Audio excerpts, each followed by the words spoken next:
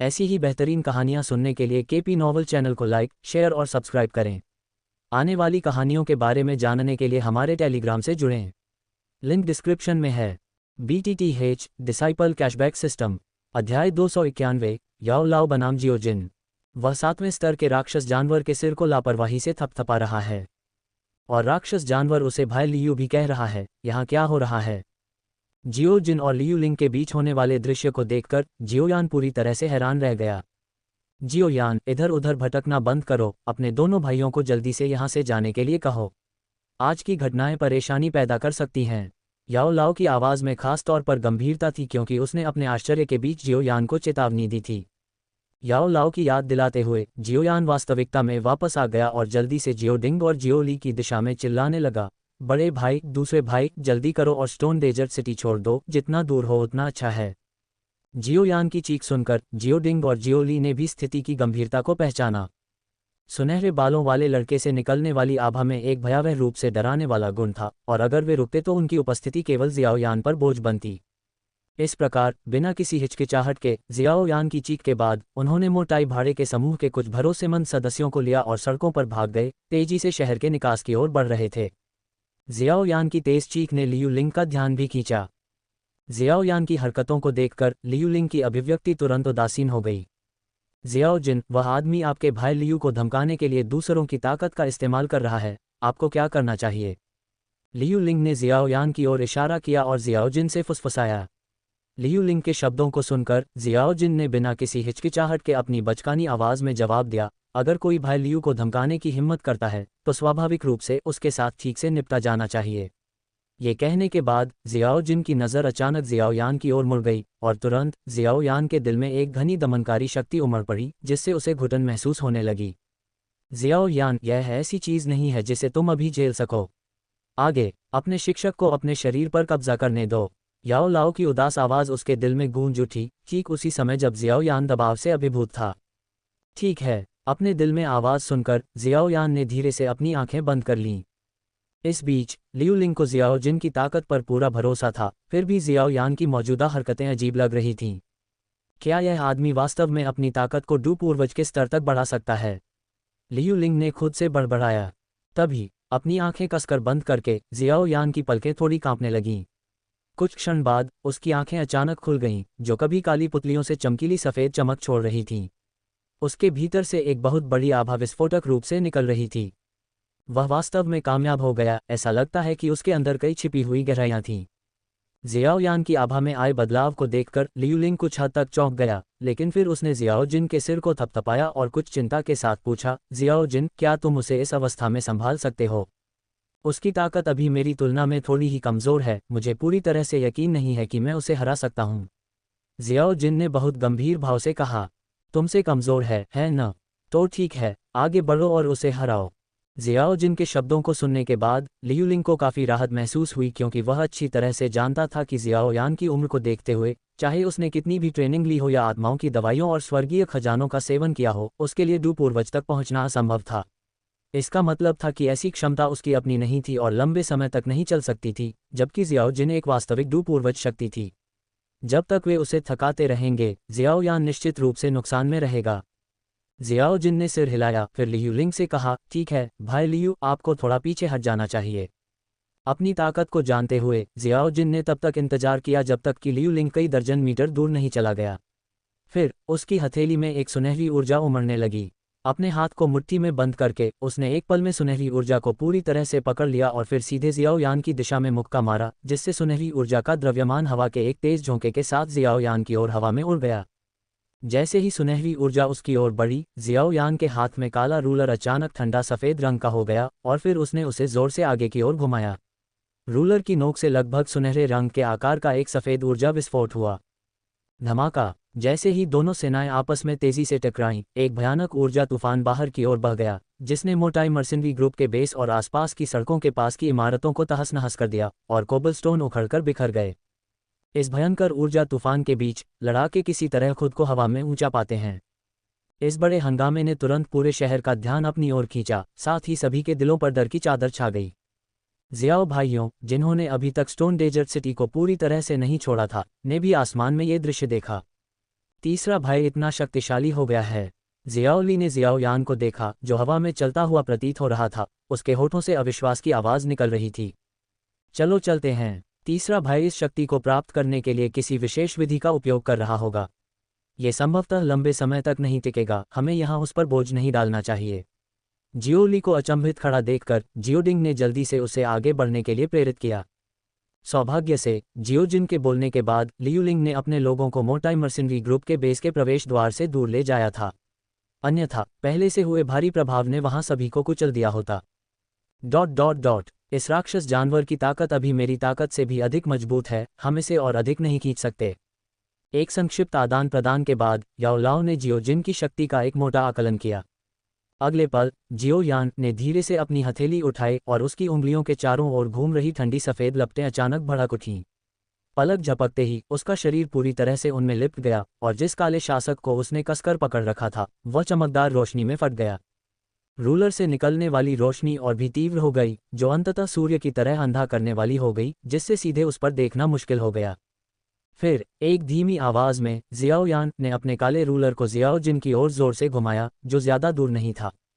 ज्वाला विभक्त करने वाली सुनामी। यह आवाज आसमान में गूंज उठी, जिससे काले रूलर के ऊपर से सफेद ऊर्जा का एक विशाल अर्धचंद्राकार ब्लेड निकला। विशाल सफेद अग्नि ऊर्जा वाला अर्धचंद्राकार ब्लेड आसमान में उछला और एक झटके में गायब हो गया। अचानक आई तीव्र गर्मी ने जमीन पर मौजूद लोगों को ऐसा महसूस कराया मानो वे आग की लहर में फंस गए हों। अर्धचंद्राकार ब्लेड ने तीखे ध्वनि विस्फोट किए, जो एक अजेय बल के साथ आसमान को चीरते हुए लगभग 2 भागों में विभाजित करने में सक्षम लग रहा था।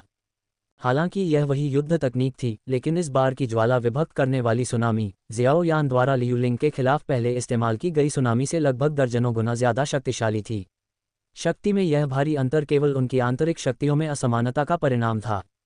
अध्याय 292 भारी क्षति। शुरू में जब जियाओयान अपनी शक्ति इकट्ठा कर रहा था, जियाओजिन के शरीर में एक विशाल स्वर्ण ऊर्जा उमड़ पड़ी, जो अंततः लगभग पूरी तरह से उसके दाहिने हाथ में केंद्रित हो गई। जैसे ही उसके चारों ओर की स्वर्ण ऊर्जा उग्र रूप से एकत्रित हुई, जियाओजिन की उंगलियों से एक अत्यंत चमकदार सुनहरी रोशनी निकली, जो ऊपर आकाश में सूर्य से भी अधिक चमकीली थी। हाँ, जैसे ही जियाओयान द्वारा छोड़ा गया अर्धचंद्राकार ब्लेड निकट आया, जियाओजिन के चारों ओर की हवा तुरंत जम गई। उसने अपनी उंगली जियाओयान की ओर इशारा की और एक युवा चिल्लाहट के साथ उसकी उंगलियों से एक सुनहरी रोशनी का विस्फोट हिंसक रूप से चमक उठा, जो बहुत तेज गति से प्रकाश की एक बहुत ही महीन किरण को बाहर निकाल रही थी। जैसे जैसे ये यात्रा कर रही थी, इसने जिस स्थान से होकर गुजरा उसे कांपने पर मजबूर कर दिया, नीले आकाश में एक बिल्कुल काला निशान छोड़ते हुए एक चमकदार दृश्य बना दिया।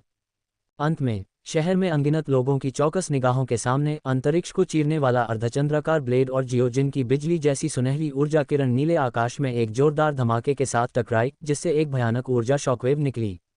टक्कर के भारी दबाव के कारण स्टोन डेजर्ट सिटी की कई इमारतें अचानक ढह गईं, जिससे कमजोर लोग जमीन पर गिर गए। ये किस तरह की भयानक शक्ति है?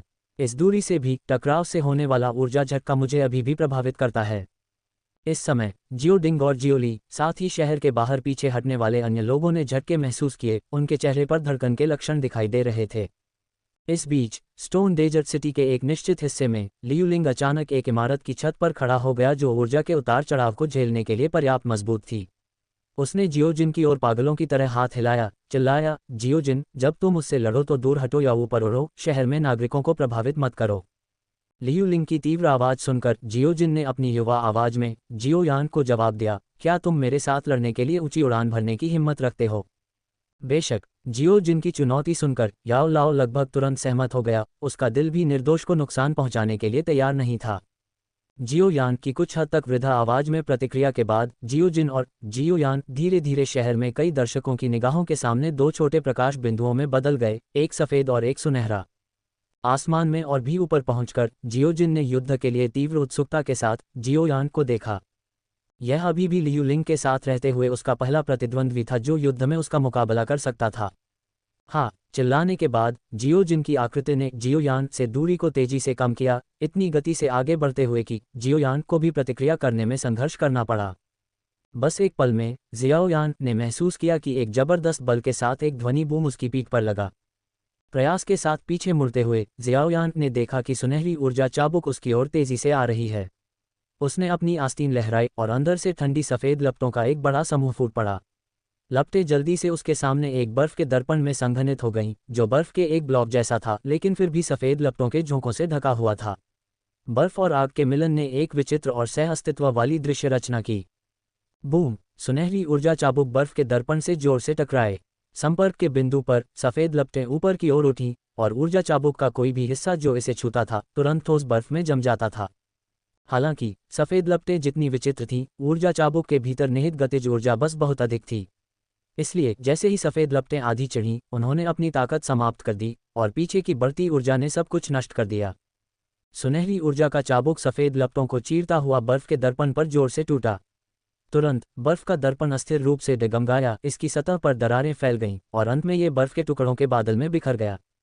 इसके बाद जियाओ यान के शरीर को कई कदम पीछे धकेला गया, इससे पहले कि वह रुक पाता।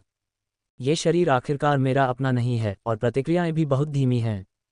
अपने रुख पर वापस आते हुए जियाओ यान ने धीरे से कहा, फिर उसकी नज़र दूर खड़े उत्सुक सुनहरे बालों वाले लड़के पर टिकी हुई थी। सोच रहा था, ये परिवर्तनकारी जानवर स्वाभाविक रूप से मेरी वर्तमान स्थिति से थोड़ा अधिक शक्तिशाली है, साथ ही इस शरीर पर मेरा नियंत्रण पूरी तरह से नहीं है और मेरी ताकत लगातार कम होती जा रही है। इस लड़ाई को जारी रखते हुए हार अवश्यंभावी है। उस पल जियाओ यान की आंखें सफ़ेद रोशनी से चमक रही थीं, धीरे धीरे दृढ़ हो गईं। अगले ही पल उसने अपने काले शासक को घुमाया और तेजी से पीछे हटने से पहले जियाओ जिन की ओर एक सफ़ेद ऊर्जा विस्फोट को तेजी से छोड़ा। इस बार जियाओ यान को वास्तव में भागते हुए देखकर जियाओ जिन ने चतुराई से हमले को रोकने का फैसला नहीं किया।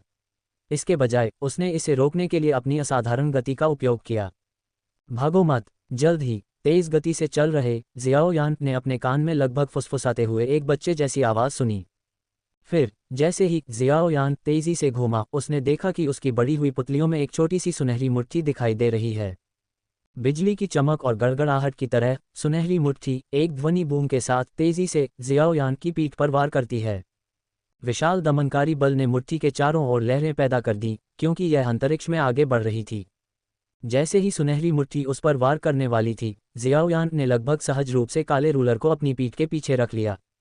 बूम! जैसे ही सुनहरी मुट्ठी ने विशाल काले रूलर पर वार किया, धातु की एक जोरदार टक्कर आसमान में गूंज उठी।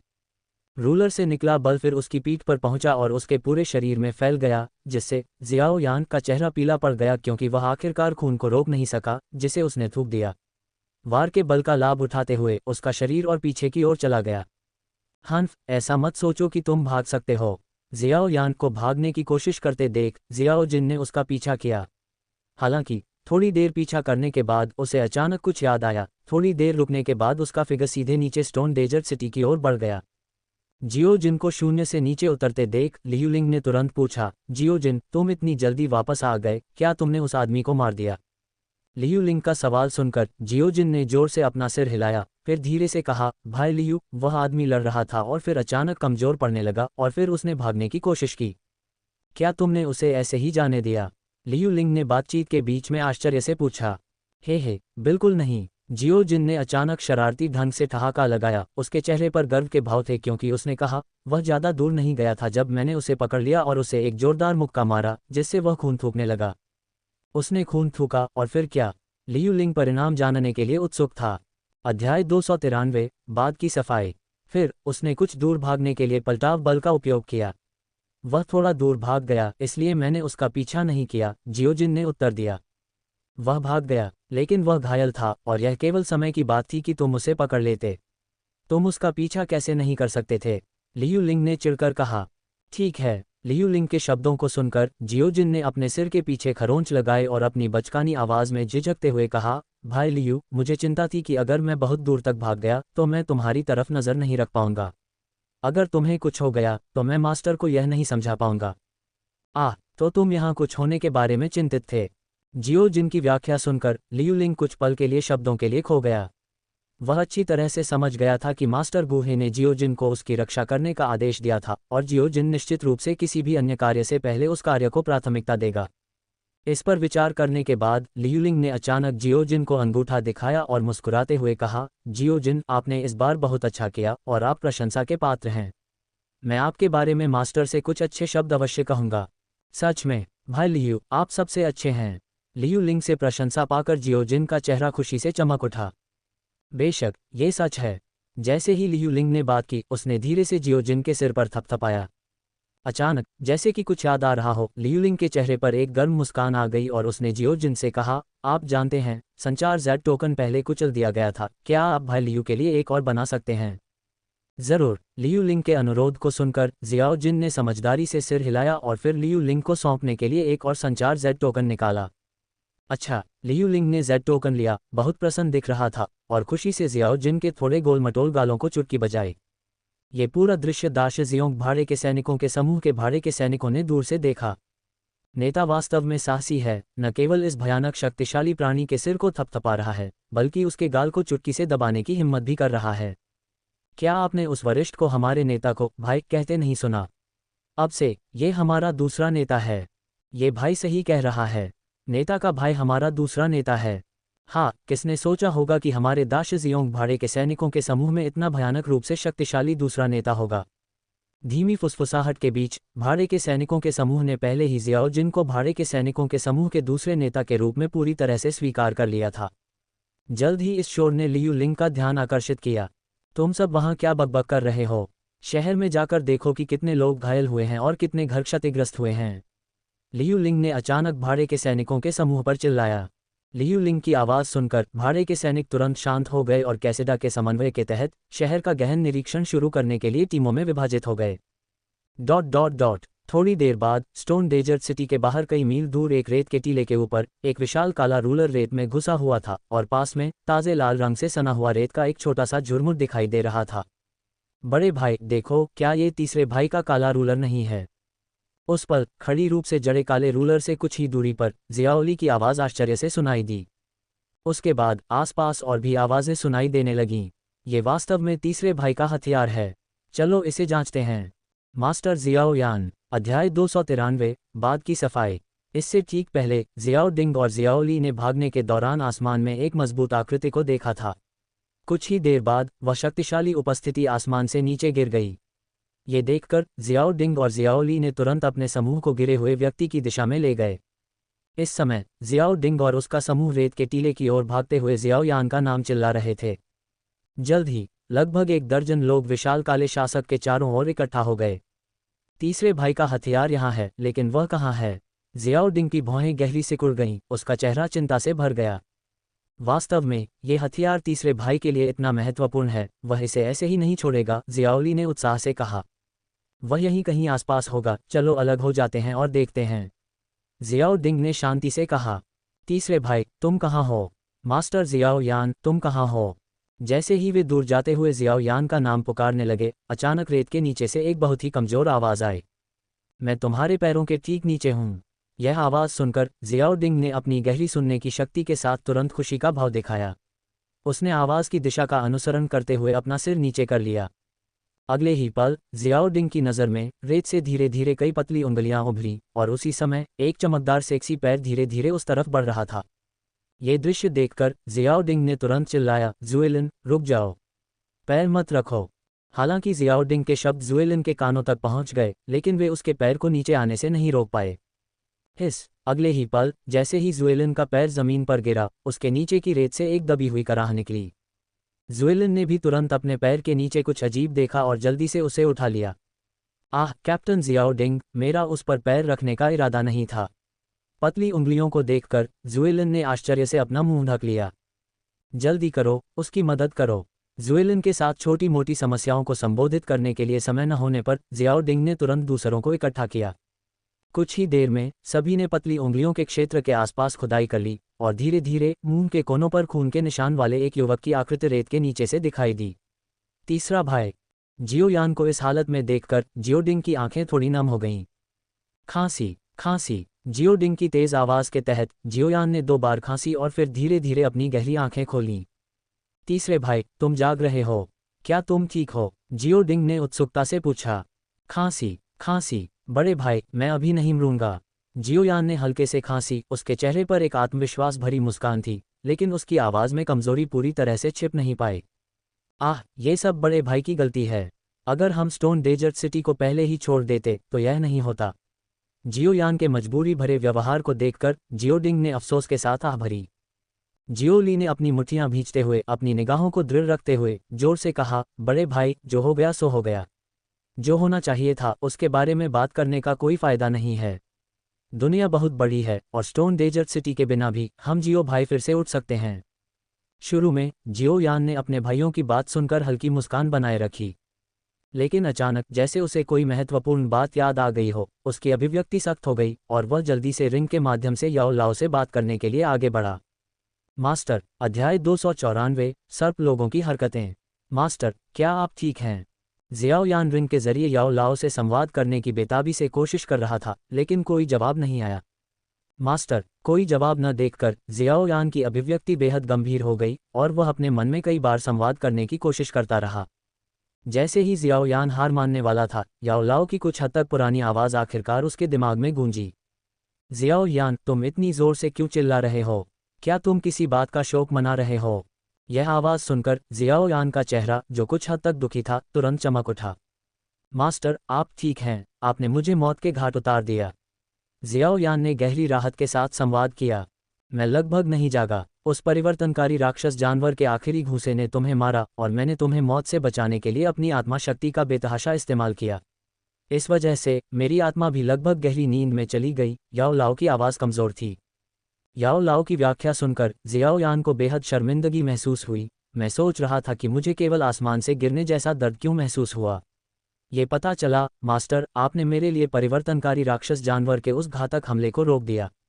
जियाओ यान, इस समय के बाद लंबे समय तक मैं तुम्हें केवल कुछ समय के लिए डू किंग की शक्ति प्रदान कर सकता हूँ। अगर मैं तुम्हें फिर से डू पूर्वज शक्ति तक बढ़ा दूँ तो मेरी आत्मा तुरंत थकावट और नींद में गिर जाएगी। हालांकि अगर तुम कुछ स्वर्गीय सामग्री और सांसारिक खजाने प्राप्त कर सकते हो जो आत्मा की शक्ति को बहाल करते हैं, तो मेरी आत्मा ठीक हो सकती है, याओ लाओ ने गंभीरता से समझाया। आत्मा की शक्ति को बहाल करने के लिए स्वर्गीय सामग्री और सांसारिक खजाने। याओ लाओ के शब्दों को सुनने के बाद जियाओ यान ने खुद से ही बड़बड़ाया, फिर उनके अगले कदमों के बारे में पूछताछ जारी रखी। तो मास्टर, क्या हम अभी भी अजीब आग की खोज के लिए रेगिस्तान के गहरे हिस्सों में जा रहे हैं? जियाओ यान का सवाल सुनकर याओ लाओ थोड़ी देर के लिए चुप हो गया।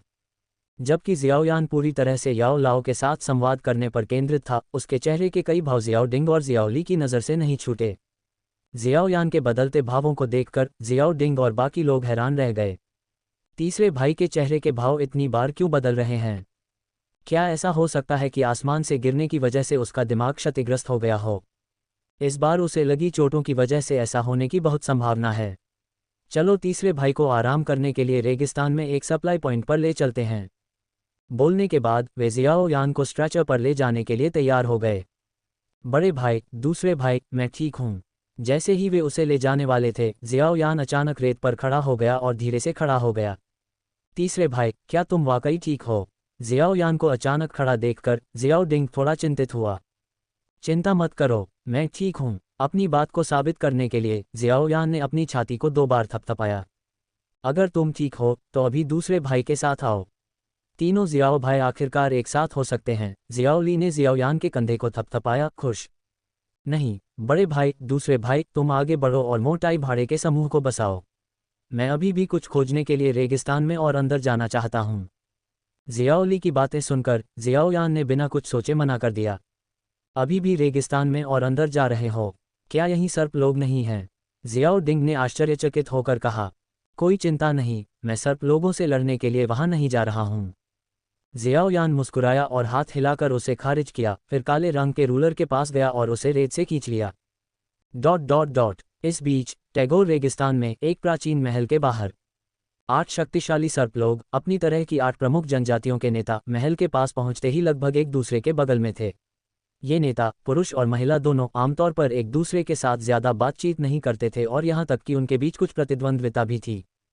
हालांकि सर्प लोगों के महान बुजुर्ग और रानी मेडुसा ने डू पूर्वजों की शक्ति बनने के लिए सफलता हासिल की। 8 जनजातियों के प्रमुखों ने एक दूसरे से अधिक बार संपर्क करना शुरू कर दिया।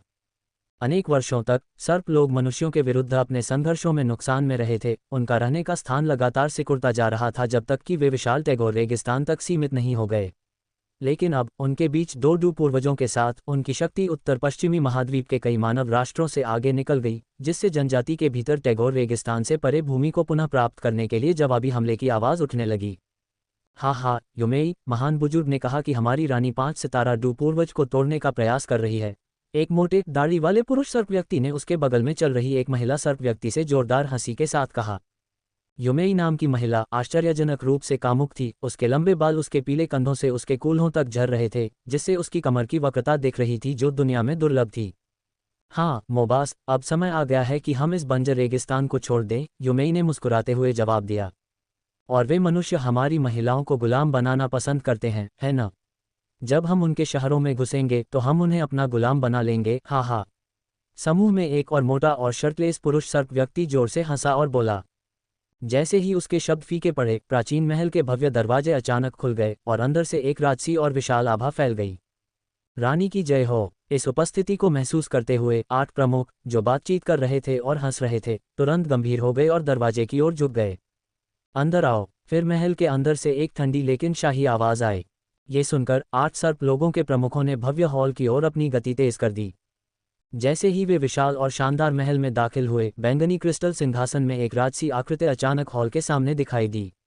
यह आकृति एक शानदार सुंदर महिला थी, जिसने एक शानदार लाल वस्त्र पहना हुआ था जो उसके कामुक रूप को और भी निखार रहा था, जो पके आड़ू की याद दिलाता था, एक सूक्ष्म आकर्षण को दर्शाता था। उसके लंबे काले बाल लापरवाही से उसके कंधों पर लटके हुए थे, उसकी पतली कमर तक। लाल वस्त्र के नीचे उसकी सफ़ेद कोमल टांगें लापरवाही से एक दूसरे से जुड़ी हुई थीं, जो अंतहीन कल्पनाओं को जगा रही थीं। इस समय हॉल में प्रवेश करने वाले कई पुरुष सर्प लोगों ने मोहक आकृति को सीधे देखने की हिम्मत नहीं की, क्योंकि उन्हें डर था कि वे सिंहासन पर बैठी गरिमामयी महिला का अपमान कर सकते हैं। हालांकि युमेई को ऐसी औपचारिकताओं की परवाह नहीं थी। ऊपर खड़ी राजसी महिला को देखते हुए उसने अपनी कमर को थोड़ा सीधा किया, जिससे उसकी आकर्षक आकृतियां उभरकर सामने आईं। महाराज, हमारी 8 जनजातियों की सेनाएं इकट्ठी हो गई हैं। हम मानव शहरों पर पूरी तरह से हमला करने के लिए आपके आदेश का इंतजार कर रहे हैं। अध्याय 295, सर्प लोगों की सेना आगे बढ़ती है। पुराण। अपने सिंहासन के ऊपर रानी मेडुसा ने युमेई की रिपोर्ट सुनी। उसकी खूबसूरत आंखें क्षण भर के लिए झिझक से भर गईं। उसके मन में गहरे में एक मध्यम आयु वर्ग के व्यक्ति की छवि चमकती रही, और 5 सितारा डू पूर्वज के लिए उसकी वर्तमान सफलता के बावजूद इस आदमी के बारे में सोचना अभी भी उसके दिल में भय की भावना पैदा करता है। मुझे उम्मीद है कि वह आदमी जियामा साम्राज्य से नहीं है। अपने दिल में एक आह के साथ रानी मेडुसा ने नीचे इकट्ठे हुए 8 सर्प लोगों के आदिवासी नेताओं को देखा और अधिकार से भरी आवाज में बोलने के लिए अपना मुंह खोला। युमेई, मोबास, यंशी, यानसी, मेरे आदेशों का पालन करें। आदिवासी सेनाओं को जियामा साम्राज्य की ओर ले जाएं। जैसा आप आदेश देते हैं। रानी मेडुसा के शब्दों के साथ 8 सर्प लोगों के चेहरे उत्साह से चमक उठे। मेडुसा को फिर से प्रणाम करने के बाद नेता भव्य हॉल से चले गए। उनके जाने के बाद रानी मेडुसा के बगल में एक बुजुर्ग महिला दिखाई दी। रानी की निगाहों से रानी के चिंतन को महसूस करते हुए बुजुर्ग महिला ने धीरे से कहा, महाराज, अब जब आप 5 सितारा डू पूर्वज बन गए हैं और अपने इंद्रधनुष स्वर्ग निगलने वाले अजगर की शक्ति के साथ, आपको 7 या 8 सितारा डू पूर्वजों के खिलाफ भी अजेय होना चाहिए। उस आदमी के बारे में चिंता क्यों करें? इसके अलावा 3 महीने की अवधि बहुत पहले बीत चुकी है, और वह आदमी कभी विशेष आध्यात्मिक दवाओं का दावा करने के लिए प्रकट नहीं हुआ है, जो ये सुझाव देता है कि वह इस क्षेत्र का कोई शक्तिशाली व्यक्ति नहीं हो सकता है। ये सुनकर रानी मेडुसा ने थोड़ा सिर हिलाया। बड़े, मैं ये सब जानती हूँ। आसपास के क्षेत्रों से एकत्रित खुफिया जानकारी वास्तव में उस आदमी के बारे में कोई जानकारी नहीं दिखाती है, और वर्तमान में जियामा साम्राज्य में कोई भी डू पूर्वज तक नहीं पहुँच पाया है। महाराज, यदि आपने पहले से ही यह सारी जानकारी एकत्र कर ली है, तो मुझे अभी भी आपकी आंखों में चिंता का निशान क्यों दिखाई देता है? सर्प लोगों के बुजुर्ग ने हैरान होकर पूछा। एल्डर का सवाल सुनकर रानी मेडुसा ने अपनी भौहें सिकुड़ी और हल्की सी आह भरी। जियामा साम्राज्य पर हमला करने की तैयारी करने के बाद से मुझे यह एहसास हो रहा है, और मुझे भी इसका कारण नहीं पता। जियामा साम्राज्य में पूर्वी सीमा मैजिकल बीस्ट माउंटेन रेंज के पास एक विशाल किले पर चांदी के कवच और चांदी के हेलमेट पहने एक बुजुर्ग व्यक्ति लोहे के खून की आभा बिखेरते हुए रेगिस्तान की ओर देख रहा था। अचानक एक सैनिक शहर की दीवार पर तेजी से आया, मध्यम आयु वर्ग के व्यक्ति के पास गया और सम्मानपूर्वक बोला, जनरल, हमारे स्काउट्स ने रेगिस्तान में बहुत अंदर तक जाकर देखा है कि सर्प लोगों की हाल की गतिविधियां वास्तव में असामान्य हैं। 8 जनजातियां पहले की तुलना में बहुत अधिक निकटता से बातचीत कर रही हैं। सैनिक की रिपोर्ट सुनकर चांदी के कवच वाले बुजुर्ग ने आह भरी। शुक्र है, मोटाई भाड़े के सैनिकों के समूह ने पहले ही संदेश भेज दिया था, वरना इतने कम समय में आसपास की शाही सेनाओं के लिए इकट्ठा होना मुश्किल हो जाता।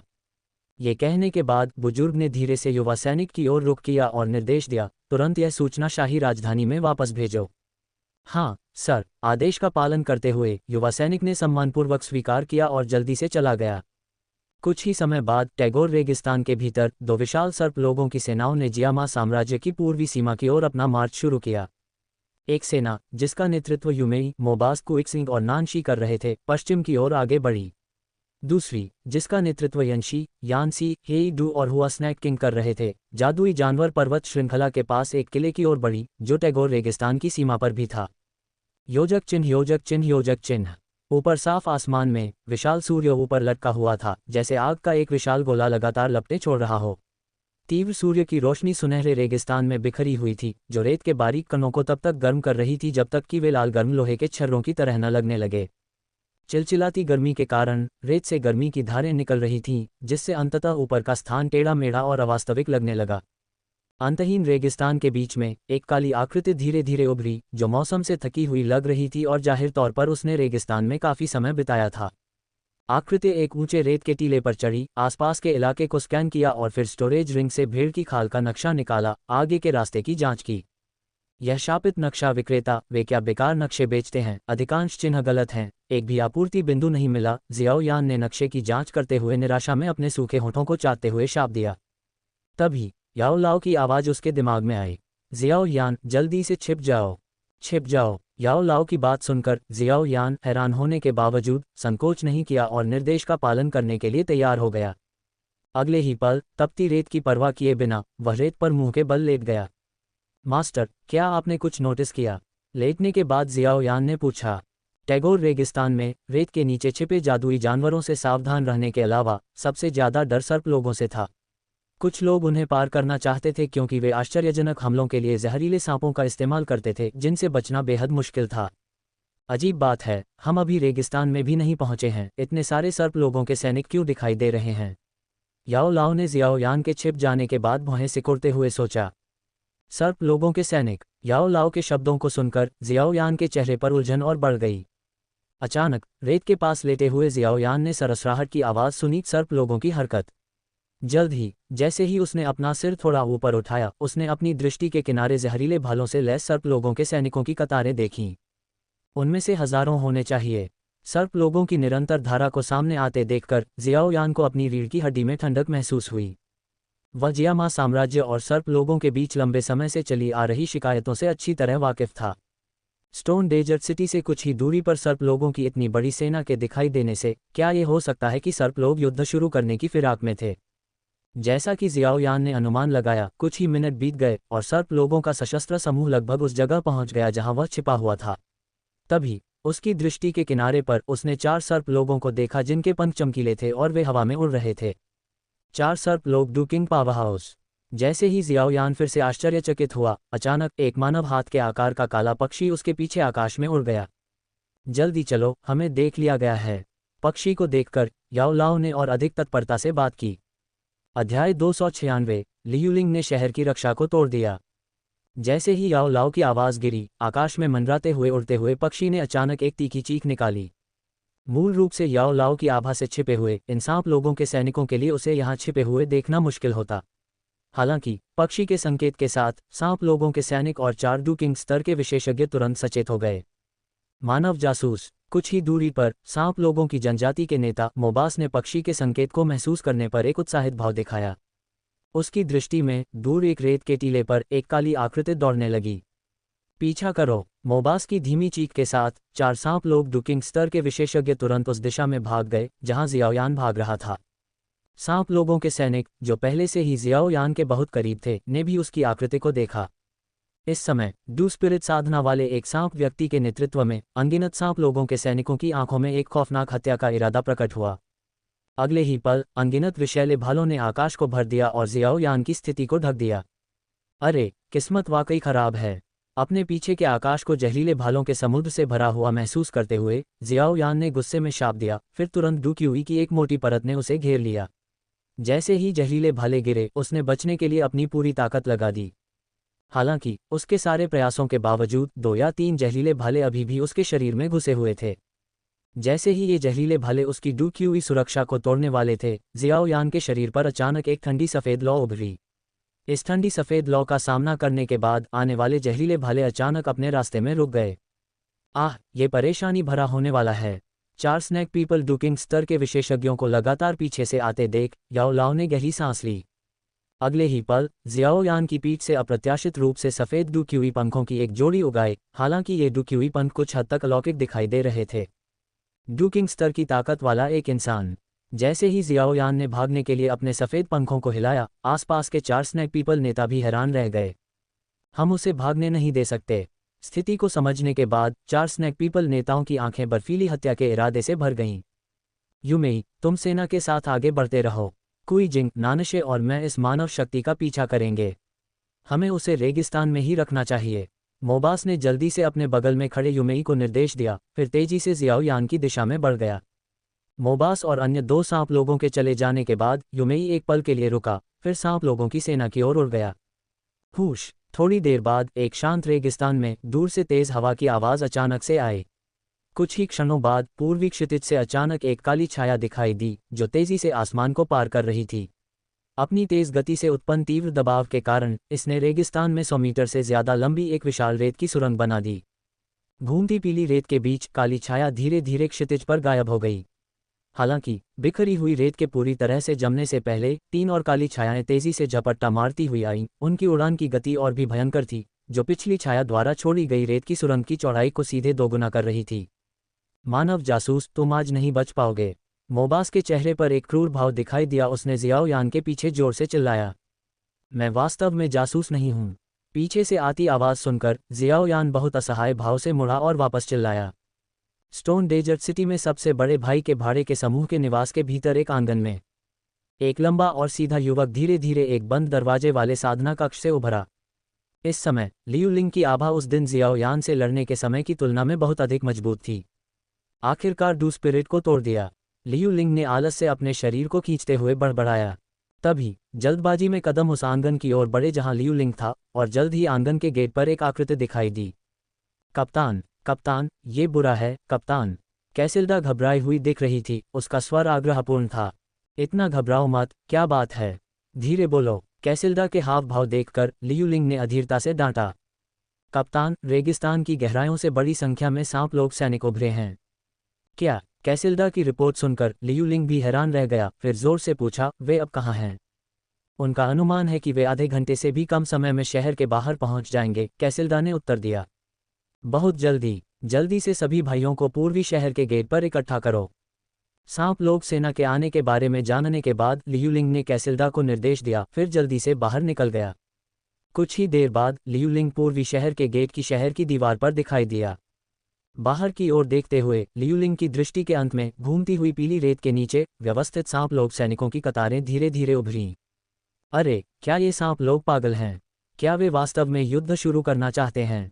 मैं थोड़े समय के लिए ही पूर्वी सीमा पर रहा हूं, मैं इस तरह की चीज का सामना कैसे कर सकता हूं?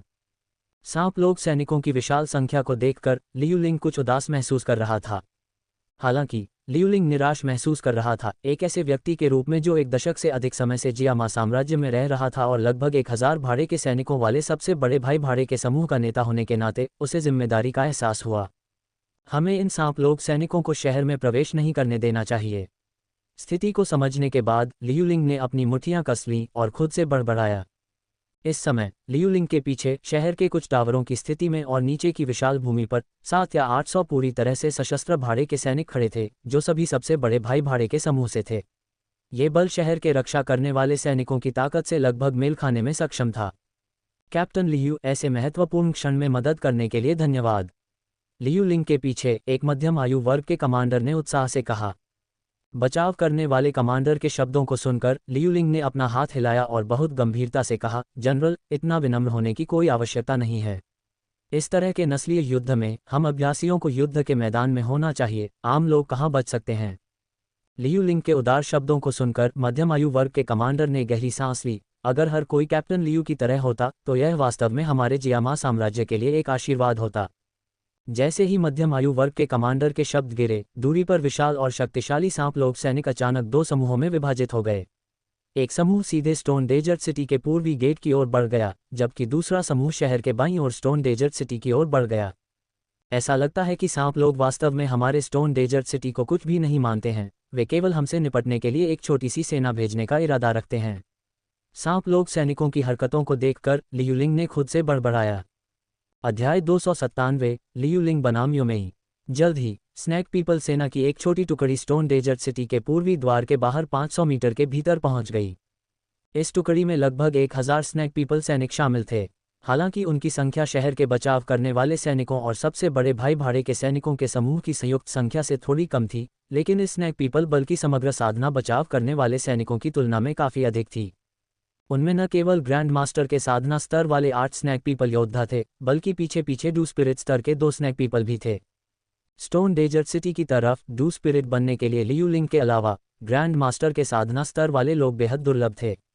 जैसे जैसे स्नैक पीपल सेना आगे बढ़ती गई, बचाव करने वाले कुछ सैनिक बेहद घबरा गए, यहाँ तक कि उनके हथियार पकड़े हुए हाथ भी थोड़े कांपने लगे। इस समय केवल कुछ पुराने अनुभवी और भाड़े के सैनिक जिन्होंने युद्ध में सांप लोगों का सामना किया था, इस सांप लोगों की सेना का सामना करने की हिम्मत कर रहे थे, क्योंकि वे कई मौकों पर सांप लोगों से भिड़ चुके थे। जब सांप लोगों की सेना शहर के बाहर 300 मीटर के भीतर आगे बढ़ी, तो शहर के टॉवर पर कमांडिंग ऑफिसर ने अचानक अपनी कमर से लटकी हुई तीखी तलवार निकाली और चिल्लाया, धनुर्धारियों, तैयार हो जाओ। कमांडर ऑफिसर की जोरदार चीख के साथ शहर के टॉवर पर मौजूद तीरंदाजों ने अपने तीरों को तारों पर लगाना शुरू कर दिया।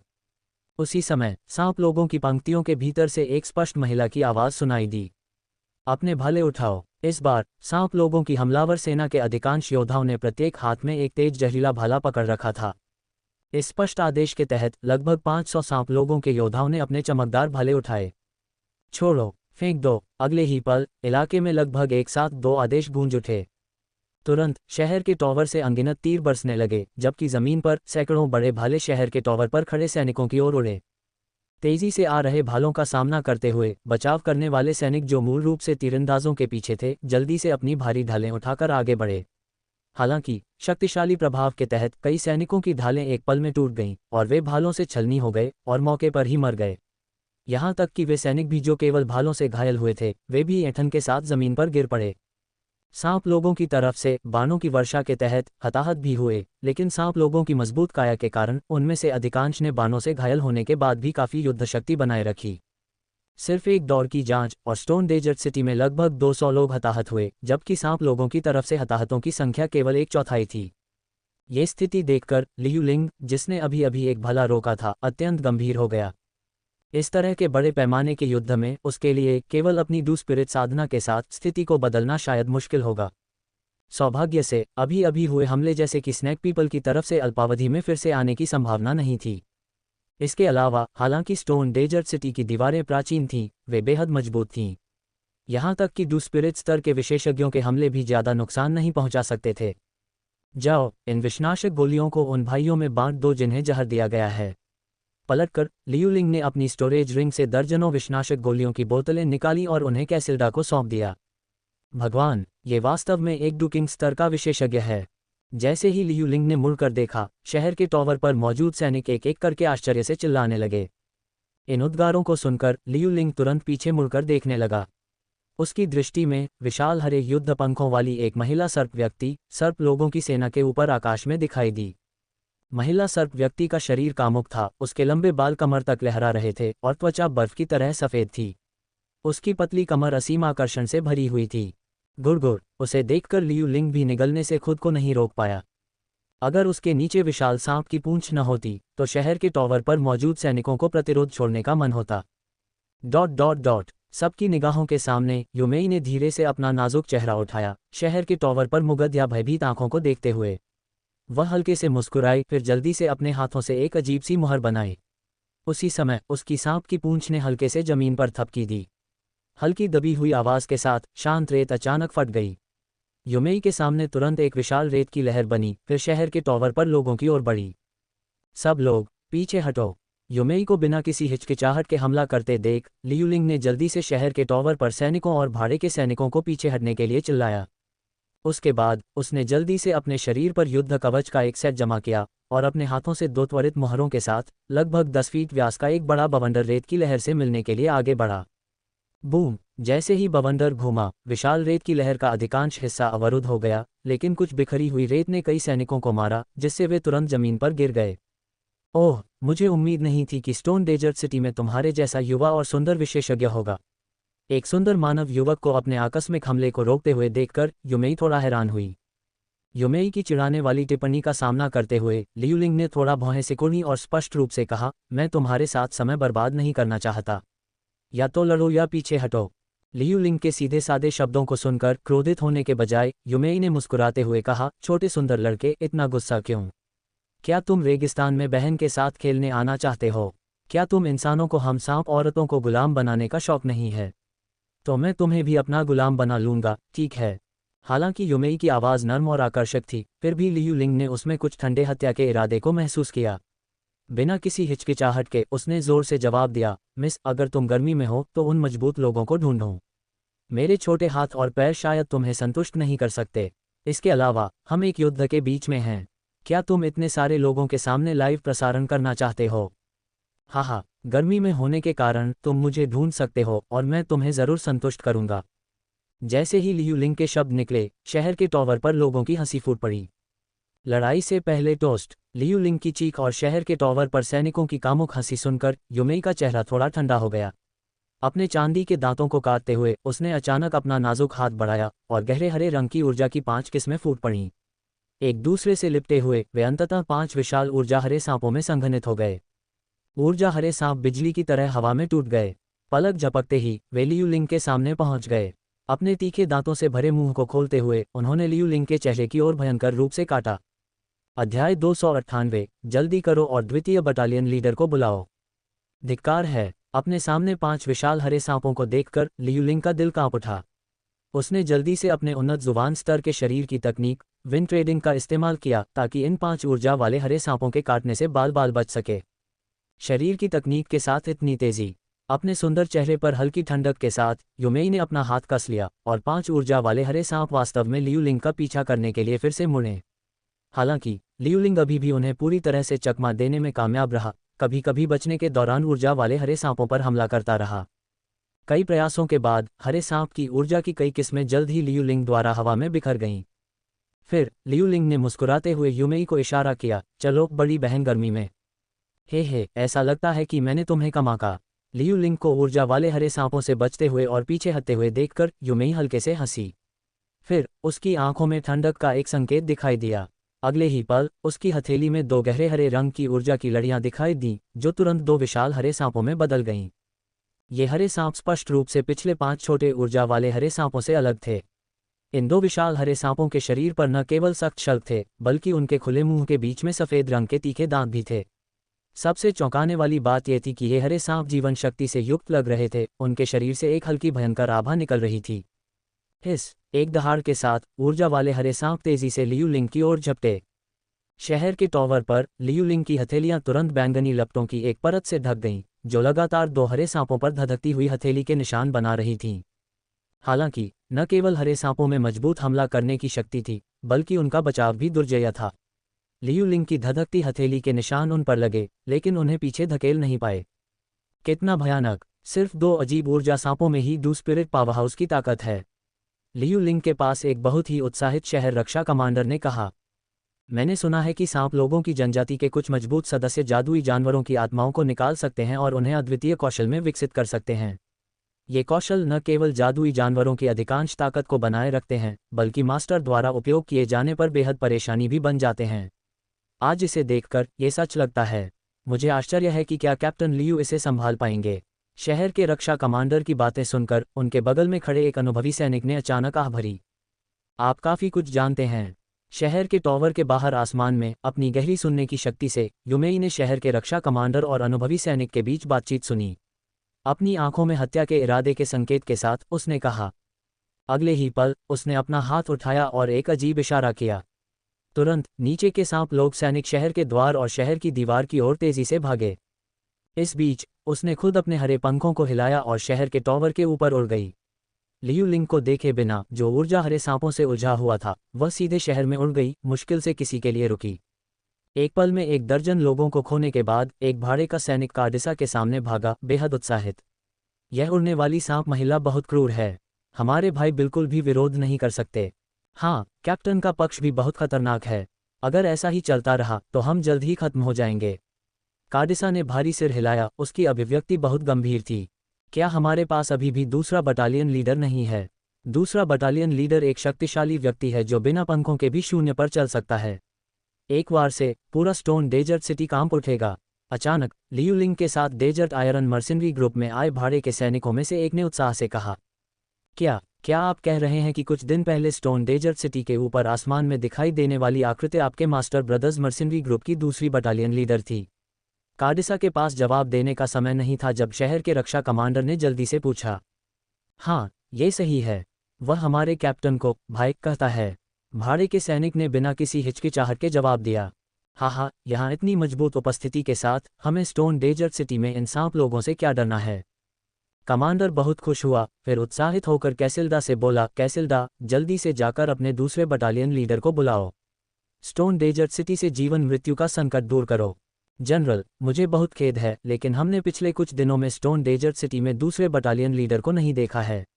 वह कहीं और गया होगा। कैसिल्डा ने आह भरी और जवाब दिया। कैसिल्डा का जवाब सुनकर शहर के रक्षा कमांडर के दिल में अभी अभी जो हल्की उम्मीद जगी थी वह तुरंत खत्म हो गई। ऐसा लगता है कि हम देश के लिए खुद को बलिदान कर सकते हैं। ये शब्द जोर से चिल्लाते हुए शहर के रक्षा कमांडर ने बिना किसी हिचकिचाहट के शहर के टॉवर से नीचे की ओर दौड़ लगाई, क्योंकि इस समय युमेई पहले ही शहर के गेट के रास्ते में घुस चुकी थी। इतनी संकरी जगह में युमेई ने एक ही वार में अंदर के सभी सैनिकों को मार गिराया, फिर अंदर से शहर का गेट खोलना शुरू कर दिया। शहर के गेट के खुलने की तेज आवाज सुनकर लियू लिंग कुछ घबरा गया। यदि सभी सांप लोग सैनिक शहर में घुस गए तो न केवल शहर के अंदर के नागरिक नष्ट हो जाएंगे, बल्कि उनके द्वारा स्थापित भाड़े के सैनिकों का समूह, एल्डर ब्रदर भाड़े के सैनिकों का समूह भी नष्ट हो जाएगा। उस स्थिति में वह गुहे द्वारा उसे सौंपे गए कार्य को पूरा करने में सक्षम नहीं होगा। ये सोचते हुए ऊर्जा हरे सांपों में से एक के हमले को भयंकर रूप से पीछे हटाने के बाद उसने अपने हाथ में दिखाई देने वाले एक जैद तावीज़ को कुचल दिया। जैद तावीज़ के कुचल जाने के बाद स्टोन डेजर्ट सिटी से कई मील पश्चिम में जियो जिन की गोल आंखें अचानक स्टोन डेजर्ट सिटी की ओर देखने लगीं और फिर एक पल में उसकी आकृति गायब हो गई। स्टोन डेजर्ट सिटी के पूर्वी द्वार के मंद मार्ग में युमेई अकेले ही भागा और जबरन शहर का द्वार खोल दिया। ठीक इसी समय टॉवर कमांडर ने कई पुराने सैनिकों का नेतृत्व किया और अचानक मार्ग के प्रवेश द्वार पर प्रकट हुआ, लगभग मौत के डर के बिना डू किंग पावर हाउस युमेई की ओर भागा। कितना अभिमानी! शहर के द्वार खोलने से रोकने के लिए कुछ चींटियों को दौड़ते हुए देखकर युमेई ने अपने चेहरे पर बेहद तिरस्कारपूर्ण भाव दिखाया। अगले ही पल उसकी हथेली में एक बहुत बड़ी हरी ऊर्जा इकट्ठी हो गई। इस संकरे रास्ते में युमेई के प्रहार से जो लोग दौड़े वे इससे बच नहीं पाए। हालांकि जैसे ही युमेई ने अपनी हथेली में हरी ऊर्जा इकट्ठी की, उसकी भौहें अचानक ऊपर उठ गईं। उसकी समझ में इस क्षेत्र पर एक भयानक आभा उतर आए और लियू लिंग को उलझाने के लिए उसने जो दो विशाल ऊर्जा वाले हरे सांप छोड़े वे अप्रत्याशित रूप से बिना किसी चेतावनी के नष्ट हो गए। यह आभा ये लगभग महारानी की कई महीने पहले की आभा से तुलनीय है। वास्तव में कौन आया है? अपने दिल में भयभीत महसूस करते हुए युमेई का हाथ जिसने हरी ऊर्जा इकट्ठी की थी अंत में प्रहार नहीं कर सका। अगले ही पल उसकी आकृति अचानक आधे खुले शहर के द्वार से सनकरे और धुंधले रास्ते से बाहर निकल गई और इस सनकरे और धुंधले रास्ते को छोड़ दिया। जियो जिन, ये वह बड़ी बहन है जो तुम्हें पकड़ना चाहती है और तुम्हें भाई लियू के पास गुलाम बनाकर ले जाना चाहती है। उसे पकड़ने में मेरी मदद करो। अध्याय 299 पकड़ा गया। शहर के गेट से बाहर तेजी से भागते हुए हवा में उड़ती हुई युमेई ने अचानक अपना सिर घुमाया और शहर के विशाल टॉवर को देखा। उसकी नज़र में लियू लिंग का एक हाथ खुद की ओर इशारा कर रहा था, जबकि दूसरा एक गोरे छोटे लड़के के सिर को सहला रहा था। और वह भयानक आभा जिसने उसे अभी अभी भय से भर दिया था इस गोरे छोटे लड़के से निकल रही थी। ऐसा भयानक शक्तिशाली व्यक्ति वास्तव में उस लड़के को अपना सिर छूने देता है। उनके बीच क्या रिश्ता है? मैंने अभी अभी उस लड़के के खिलाफ एक चाल चली है, क्या ये हो सकता है? शहर के टॉवर पर यह दृश्य देखकर युमेई सदमे में अपना जबड़ा खोलने वाली थी। उसका सुंदर चेहरा तुरंत पीला पड़ गया। उसी समय शहर के टॉवर पर भाड़े के सैनिक एक स्वर में चिल्लाते रहे, दूसरा कप्तान शक्तिशाली है, दूसरा कप्तान शक्तिशाली है। इन भाड़े के सैनिकों की उत्साहित चीखें सुनकर युमेई का दिमाग कुछ हद तक अभिभूत हो गया। दूसरा कप्तान, इतना भयानक पावरहाउस वास्तव में एक छोटे से भाड़े के सैनिकों के समूह से आता है। फिर उनका कप्तान कौन है? क्या ये वह लड़का हो सकता है जिसके खिलाफ मैंने अभी लड़ाई लड़ी है? कोई फर्क नहीं पड़ता कि यह पावर हाउस कौन है, मुझे ये जानकारी महारानी तक पहुंचानी चाहिए, अन्यथा उसके साथ 8 जनजातियों के योद्धाओं को भारी नुकसान उठाना पड़ेगा। अपने दिमाग में अन्य सभी अराजक विचारों को दबाते हुए युमेई ने आखिरकार इस समय सबसे महत्वपूर्ण बात को सुलझा लिया। पूरी तरह से पीछे हटो। नीचे सांप लोगों के सैनिकों को आदेश देने के बाद, जो छोटे गोरे लड़के की उपस्थिति से भी भयभीत थे, युमेई के हाथों ने तेजी से उसके सामने कई मुहरें बनाईं। सांप कला, विभाजन। युमेई के दिमाग में कम शराब के साथ उसका शरीर अचानक कांप उठा और फिर सभी के आश्चर्य के लिए ये फट गया। विस्फोट के दौरान मांस और खून का कोई छींटा नहीं था। इसके बजाय विस्फोट से गहरे हरे रंग के ऊर्जा सांपों की अनगिनत किस्में बाहर निकलीं, जो स्टोन डेजर्ट सिटी से दूर दिशा की ओर भाग रही थीं। शहर के टॉवर पर जियोजिन ने लियू लिंग के शब्द सुने। हालांकि उसे समझ में नहीं आया कि एस्ट्रेस से उसका क्या मतलब था, लेकिन उसे समझ में आ गया कि युमेई लियू लिंग को पकड़कर उसे गुलाम बनाना चाहती थी। जियोजिन, वह भागने की कोशिश कर रही है, जल्दी करो। युमेई के शरीर को रहस्यमय तरीके से फटते और अनगिनत ऊर्जा सर्पों में बदलते हुए देखकर लियू लिंग ने जियोजिन के सिर पर थपथपाया और जल्दी से बोला, मम्मा। लियू लिंग के आग्रह को सुनकर जियोजिन ने संकोच नहीं किया। जैसे ही लियू लिंग के शब्द गिरे, उसका शरीर लगभग उसी स्थान पर दिखाई दिया जहां युमेई का शरीर फटा था। फिर उसकी छोटी हथेली धीरे से मुड़ी और अनगिनत सुनहरे ऊर्जा धागे उसके अंदर से फूट पड़े, तेजी से उन ऊर्जा सर्पों को पकड़ते हुए, उन्हें रस्सियों की तरह कसकर बांधते हुए और फिर उन्हें जियोजिन की तरफ वापस खींचते हुए। इस दौरान कई ऊर्जा सर्प पहले ही रेत में गायब हो चुके थे। ये देखकर जियोजिन का शरीर आसमान से उतरा और सांप लोगों के योद्धाओं के समूह के सामने आया। फिर उसने अपने छोटे पैरों में से एक को उठाया और जमीन पर जोर से पटका। ऊर्जा के अनगिनत धागे उसके अंदर से गुजरने लगे रेत की परत।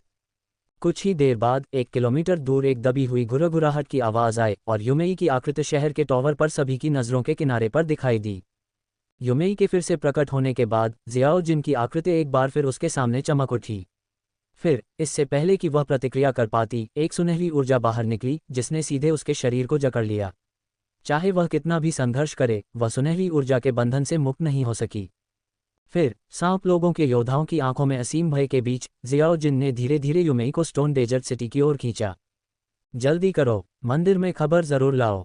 कुछ सांप लोगों के सैनिकों को अभी भी चिल्लाते और पागलों की तरह भागने की इच्छा करते हुए देखकर युमेई ने तुरंत चिल्लाया, लेडी युमेई, अपना ख्याल रखना। उसकी चीख के नीचे शेष 900 से अधिक सांप लोगों के सैनिक एक पल के लिए झिझक गए और अपनी आंखों में संघर्ष किया, फिर जियाओजिन के रास्ते से बचने लगे, जल्दी से स्टोन डेजर्ट सिटी से दूर चले गए। जब सभी सांप लोग सैनिक भाग गए तो स्टोन डेजर्ट सिटी के सैनिकों और शहर के टॉवर पर मौजूद भाड़े के सैनिकों ने तुरंत अपने हथियार उठाए और जयकारे लगाए। कमांडर लियू, आपका दूसरा कैप्टन वाकई असाधारण है। जयकार के बीच बचाव करने वाले कमांडर ने बेहद उत्साहित होकर लियू लिंग पर चिल्लाया। इस समय लियू लिंग के प्रति उसका रवैया पहले से भी ज्यादा सम्मानजनक था। वास्तव में दूसरा कैप्टन बस बेमिसाल है। सभी के चेहरे मुस्कुराहट से भर गए और वे खुशी से चिल्लाने लगे। सभी को जियोजिन की प्रशंसा करते देख लियू लिंग अपने दिल में खुश नहीं हो सका और वह ये भी कह सकता था कि वह कुछ हद तक चिंतित था। अब जब जियोजिन का पर्दाफाश हो चुका था तो न केवल स्टोन डेजर्ट सिटी में सभी को पता चल गया था, बल्कि सांप के लोग भी जल्द ही पता लगा लेंगे। बादल धुंध संप्रदाय को इसकी भनक लगने में ज्यादा समय नहीं लगेगा, जिसका मतलब था कि गुहे को भी पता चल जाएगा कि लियू लिंग ने मदद के लिए जियोजिन को बुलाया है। अफसोस, मुझे आश्चर्य है कि क्या शिक्षक इसके लिए मुझसे अंत काट लेंगे। लियू लिंग ने अंदर ही अंदर आह भरी। इस समय जियोजिन पहले ही युमेई को शहर के ऊपर के क्षेत्र में ले आया था टावर। इस सांप औरत को देखकर शहर के टावर पर मौजूद भाड़े के सैनिक और शहर के रक्षक घृणा से भर गए।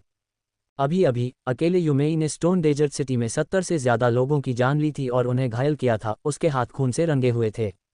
ये भाड़े के सैनिक और शहर के रक्षक अपने मारे गए साथियों का बदला लेने के लिए युमेई को तुरंत मार डालना चाहते थे। हालांकि लियू लिंग के बोलने से पहले ही इन लोगों ने अपनी घृणा को कुछ समय के लिए दबा दिया। ... भाई लियू, मैं तुम्हारी चाही हुई बड़ी बहन को वापस ले आया हूँ। जल्द ही जियाओजिन ने सुनहरी ऊर्जा से बंधी युमेई को खींचकर लियू लिंग के पास ले गया। जियाओजिन की कोमल आवाज़ सुनकर लियू लिंग के विचार तुरंत वापस आ गए और फिर उसने जियाओजिन के सिर पर थपथपाया और संतोष के साथ कहा, जियाओजिन, शाबाश। ये कहने के बाद लियू लिंग की नज़र पकड़ी गई सांप औरत युमेई पर नज़र रखने लगी। जैसे ही उसकी नज़र युमेई के मोहक रूप पर घूमी, लियू लिंग अचानक मुस्कुराया और बोला, बड़ी बहन, क्या तुम अब भी चाहती हो कि मैं तुम्हारे साथ रेगिस्तान में वापस चला जाऊं? हम अपने आप पर बहुत ज्यादा खुश मत हो। महारानी रानी मेरा बदला लेंगी। लियूलिंग के आत्मसंतुष्ट व्यवहार को देखकर युमेई ने ठंडे स्वर में कहा। युमेई की धमकी सुनकर लियूलिंग के चेहरे पर एक भयभीत भाव दिखा और उसने कहा, क्या तुम्हारी मेडुसा रानी भी आएगी? हाँ, डरो, जब महारानी आएंगी तो आप और वह बदमाश दोनों को इसकी कीमत चुकानी पड़ेगी। युमेई ने जियाओ जिन की ओर इशारा किया, उसकी आंखें बेहद ठंडी थीं। क्या मेडुसा रानी भी आएगी? वह सांप लोगों की किंवदंती में सबसे भयानक शक्ति है। इस समय युमेई के शब्दों को सुनकर उनके आसपास के सैनिक और भाड़े के सैनिक सभी कांप रहे थे। मेडुसा रानी की शक्ति इस सीमा पर लोगों के दिलों में लगभग अंकित हो गई थी। अध्याय 300 रानी मेडुसा का आगमन। लियूलिंग की समझ में सांप लोगों की रानी मेडुसा केवल डू सम्राट स्तर पर थी और वह जियाओ जिन की ताकत से बहुत परिचित थी। डू पूर्वजों के क्षेत्र में भी जियाओ जिन अपेक्षाकृत मजबूत उपस्थिति थी। इसलिए लियूलिंग युमेई के खतरे के बारे में बहुत चिंतित नहीं था। इसके अलावा युमेई के शब्दों ने अनजाने में लियूलिंग के दिमाग को साफ कर दिया। अगर मेरे शिक्षक को पता होता कि मैंने दो जनजातियों के बीच युद्ध के कारण मदद के लिए जियाओ जिन को बुलाया है तो शायद वह मुझसे अंक नहीं काटता। इसलिए इस बार मैं 5वीं कक्षा की कीमियागर बनने से केवल एक कदम दूर हूँ। हा, गुहे द्वारा सौंपे गए प्रशिक्षण कार्य को पूरा करने और यूनलान संप्रदाय में लौटने के बारे में सोचते हुए लियूलिंग अचानक हंस पड़ा।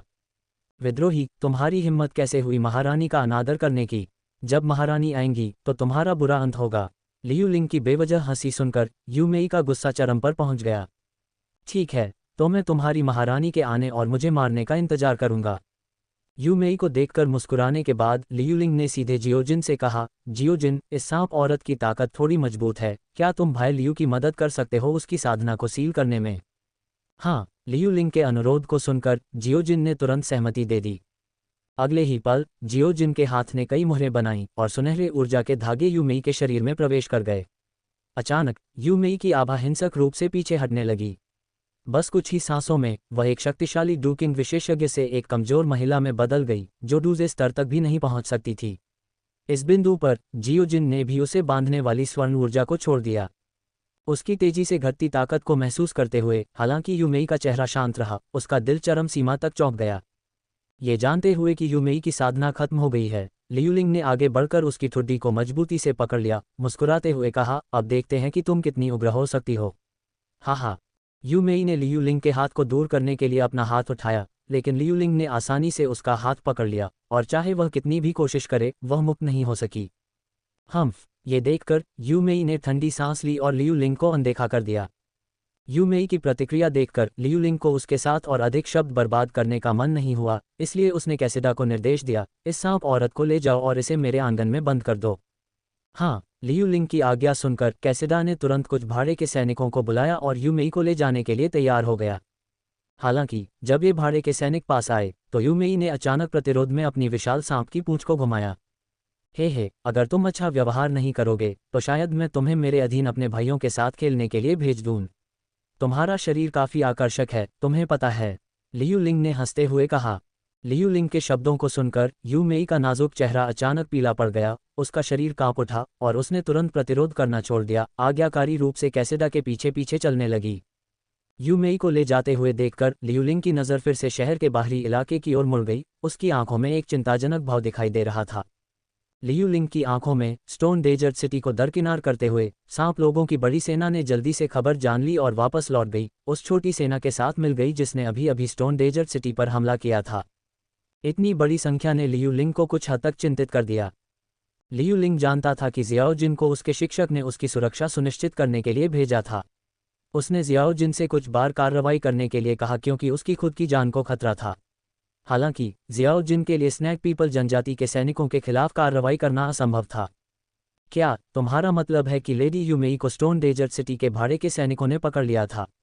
स्टोन डेजर्ट सिटी से कई दर्जन मील दूर एक पुरुष सर्प व्यक्ति, एक डू स्पिरिट प्रैक्टिशनर ने कहा। बिल्कुल सच है, लेडी युमेई ने हमें आदेश दिया था कि हम स्टोन डेजर्ट सिटी पर हमला न करें इससे पहले कि उसे पकड़ लिया जाए। हमने पहले ही मंदिर में महारानी को सूचित करने के लिए किसी को भेज दिया है, एक महिला सर्प व्यक्ति ने कहा, जो अभी भी डर से कांप रही थी। इतनी बड़ी घटना होने के बाद मुझे आश्चर्य है कि लॉर्ड मोबास और अन्य 2 लॉर्ड कब वापस आएंगे। सांप व्यक्ति जूनियर नेता ने गहरी आह भरी। जैसे ही सांप व्यक्ति नेता की आवाज़ गिरी, दूर के आकाश में 3 आकृतियां उनकी ओर दौड़ रही थीं। मुझे उम्मीद नहीं थी कि उस बच्चे का अचानक प्रकोप इतना शक्तिशाली होगा।